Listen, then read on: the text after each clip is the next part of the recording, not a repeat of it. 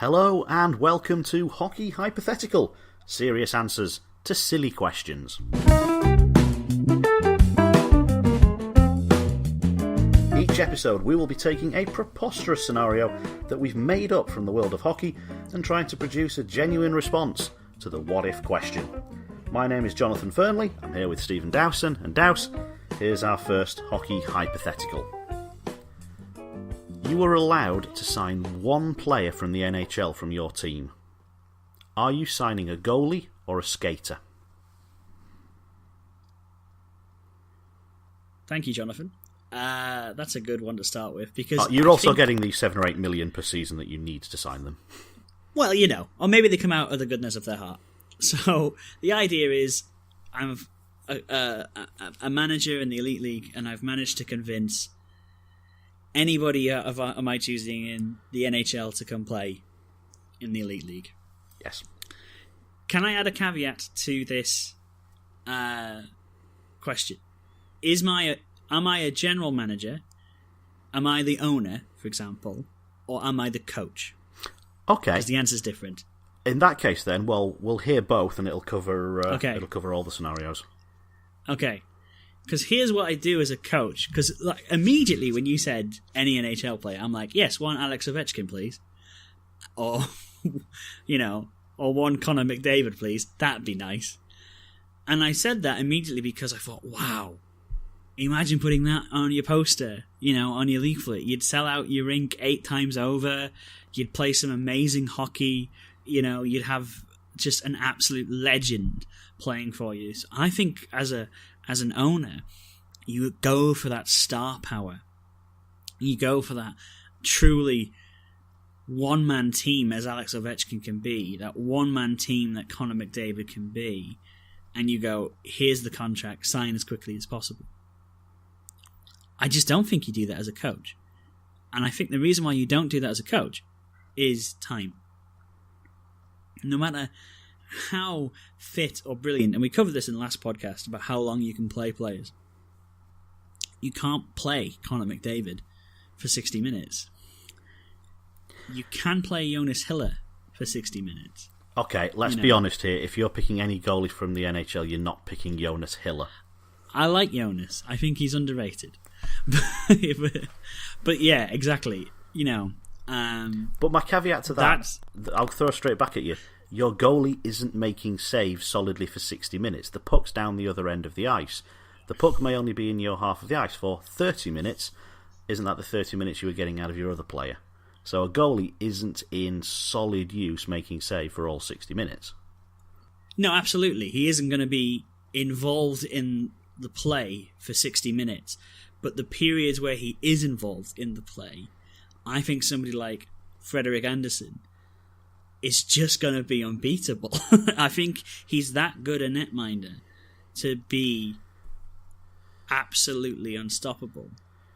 You're winning a lot. You're getting a lot of shutouts. Yeah, I'm fairly sure of that because you have to look at the goals that go in, and I've done this before, and I know I hate other commentators who do it. The phrase "goalie no chance" is ridiculous because every wonder save is also goalie no chance for another goalie.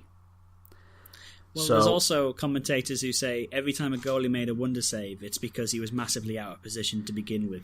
Absolutely. So that's why the goalie no chance, it's much more common in football than it is in hockey.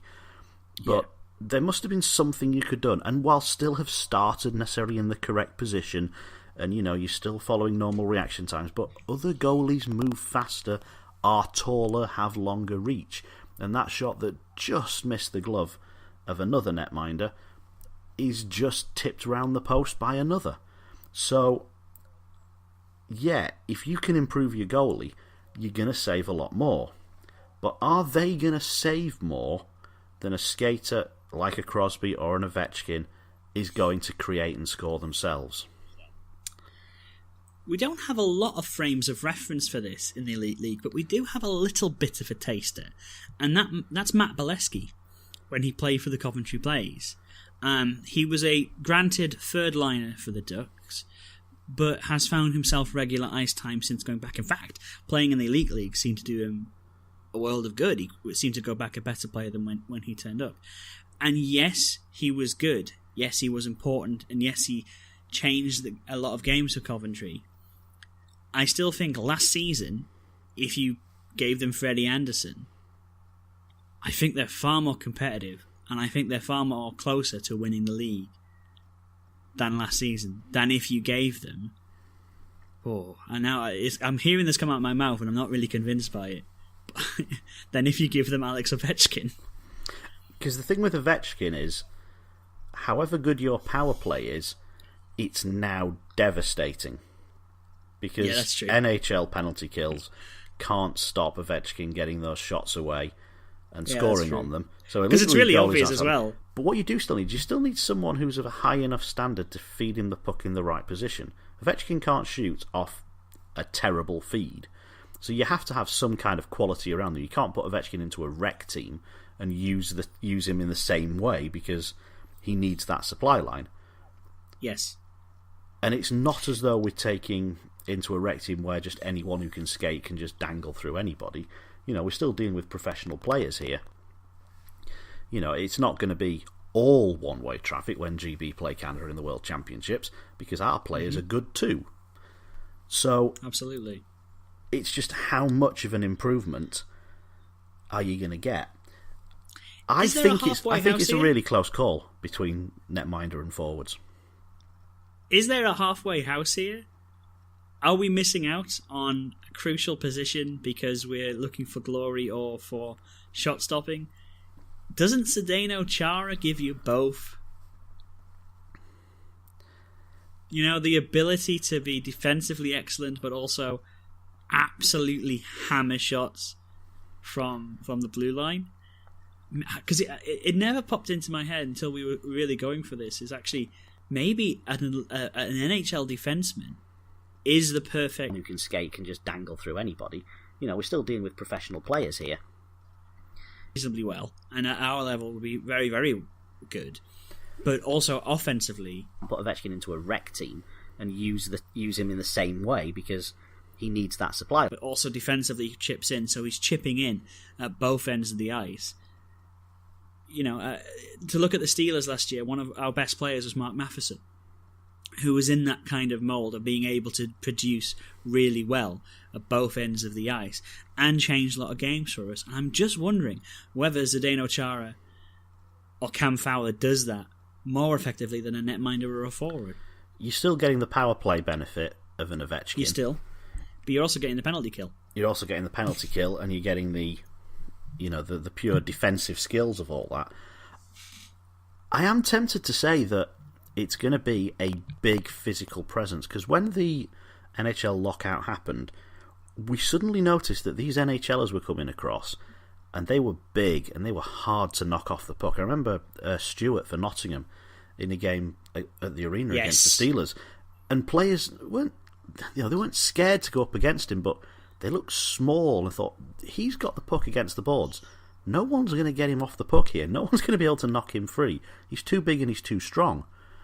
So once you bring in a monster player, someone who is as heavy as Bufflin or is as tall as Chara, then they are going to have that sort of intimidation thing. Now, hockey players will never admit they're intimidated, but you always know who you're up against.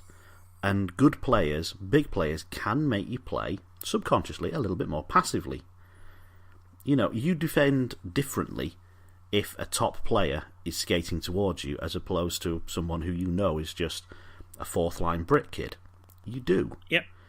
And so, once you introduce that, it's it's going to change the way that you play, and you can use that to your advantage as a coach. I think back to cricket. I remember having this discussion at my cricket club, which international player would cause the most devastation in club cricket. And we came to the opinion that it would be Mohammad Irfan, who is the Pakistani fast bowler, because he's 7'1". Yeah, who wants to see a fast bowler that's 7'1"? No one wants to stand out there and face that. I want to get out first ball and be safe. Go home. Yeah. Or it's going to be the leg spinner who can spin it both ways, because they're just going to embarrass you because you don't know which way it's going. I don't think pro players are going to get massively outdangled enough by someone like a Datsuk. Because yes, he's got all the skills, but those highlight reel plays aren't every game. It doesn't always work. He picks and chooses his moments. And yes, he'll have enough of them, but I'm not sure that sort of flashy player will necessarily work. I don't think the creative type will be as effective either, because you need someone who can get on the end of things. You know, you've got to have great vision. There's got to be someone who can read that great vision and get themselves into the right place. It needs to be an end product player. It needs to either be the goalie, the last line of stay-at-home defenceman, or the person who's going to take the shots on the end of the pass. I think it needs to be an end product rather than a middleman.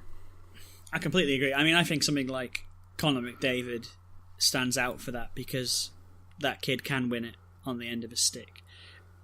Even jumping back 5 or 6 years, I probably would have said, isn't Teemu Solani just the best player you can pick up full stop?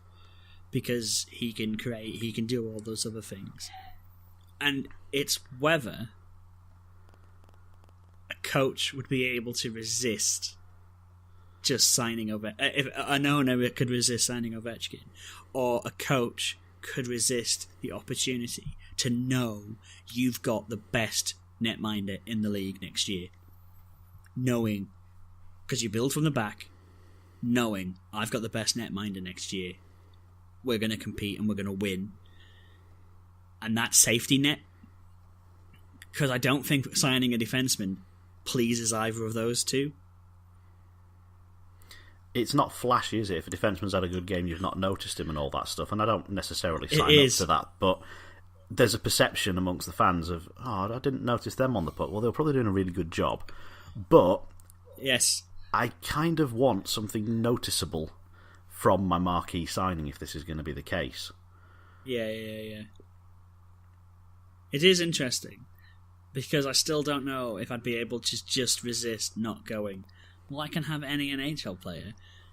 Of course I'm getting Ovechkin. Of course I am. Because look at him. Look at him he's on our ice. Look at him. He's really good. Just give him the puck. Don't worry about it. Look at him. Just dipsy doodling around everybody. Yes, we lost, but look at him.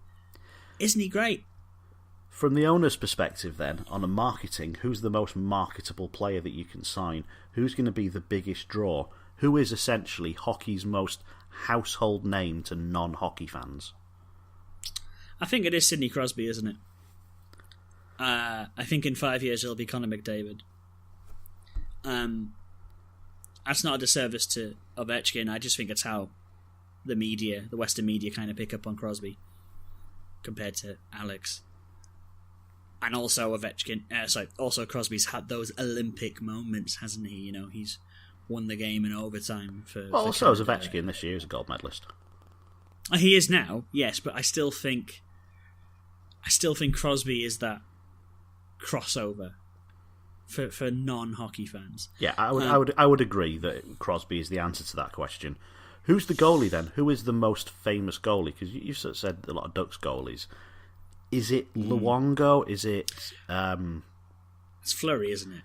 Is it Fleury or? Is it Lundqvist? That's always my problem with Henrik Lundqvist, is I forget he exists, which is a real shame, because he's a blooming good netminder, and on his day, as good if not better than Luongo or Fleury. But Fleury's got those rings, man. You know, he's done it numerous times with the Penguins and has basked in the limelight of Crosby. And maybe he's the one I'm actually going to sign as a coach and an owner, because he's also got a hell of a personality behind him. But man, would that ruin my salary cap.